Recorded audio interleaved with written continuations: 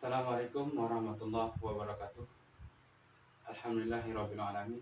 Assalatu wassalamu ala asyrafil anbiya'i wal mursalin wa ala alihi wa sahbihi ajma'in, amma ba'du. Sebelum kita memasuki pelajaran yang kedua, yaitu tentang asma'ul hayawanati, sebelumnya marilah kita buka pembelajaran ini dengan sama-sama membaca basmalah. Bismillahirrahmanirrahim. Kaifa halukum jami'an? Insyaallah bi khair. Sebelum kita masuk ke pembelajaran yang kedua ini, kita akan membahas yang pertama kosakata tentang hewan, yang kedua pengelompokan hewan yang bertelur dan hewan yang beranak. Nah, di sini pada pelajaran yang kedua ini kita sudah tampilkan nama-nama hewan, yaitu asmaul hayawanati. Di antaranya ada bakaratun, ada jamusun, ada gonamun, ada kalbun, ada jamalun, ada hisronun, ada pakrun, ada dajajatun, ada ta'irun, ada kitun, ada battatun, timsahun, kirdun, samakun. Nah, ini semua adalah kosakata yang berkaitan dengan nama-nama hewan. Setelah itu, pendidik akan membacakan kosakata ini, kemudian akan diikuti oleh seluruh peserta didik yang ada di dalam kelas. Misalnya, bakaratun sapi. Nah, kemudian diikuti sama peserta didik, bakaratun sapi. Yang kedua, jamusun. Jamusun. Lalu diikuti sama peserta didik yang ada di dalam kelas itu. Nah, setelah selesai membaca kosakata ini, maka siswa atau peserta didik itu diminta untuk menganalisis gambar yang dilengkapi dengan kosakata. Namun sebelumnya kita akan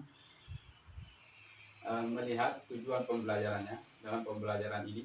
Yang pertama, peserta didik mampu memahami makna kosakata yang terdapat dalam gambar. Yang kedua, peserta didik mampu mengelompokkan mana hewan yang bertelur dan mana hewan yang beranak. Dajajatun di sini yaitu ayam, maka peserta didik disuruh untuk menganalisisnya. Apakah ini termasuk hewan yang bertelur atau hewan yang beranak? Begitu juga di sini ada bebek, ada burung, ada kerbau atau jamusun, maka peserta didik disuruh untuk mengelompokkan. Namun sebelumnya kita akan mempersiapkan dulu gambar-gambar seperti ini. Ya, bisa kita cari di media sosial atau keliling kita. Kemudian caranya kita akan bentuk seperti bentuk ini, yaitu berbentuk agak kecil. Nah, setelah peserta didik menganalisis, maka peserta didik dituntut untuk berdiskusi di dalam menentukan pengelompokan. Nah, setelah dari hasil diskusi itu, maka peserta didik akan menulis di lembar kerja. Di sini peserta didik telah membuat lembar kerja kelompok tentang asmaul hayawanati. Nah, di sini terdapat kolom ada hewan beranak dan hewan bertelur. Kemudian dari hasil analisis gambar, peserta didik diminta untuk menulis nama hewan itu dengan bahasa Arab yang terdapat dalam gambar. Apakah dia termasuk hewan beranak atau hewan bertelur?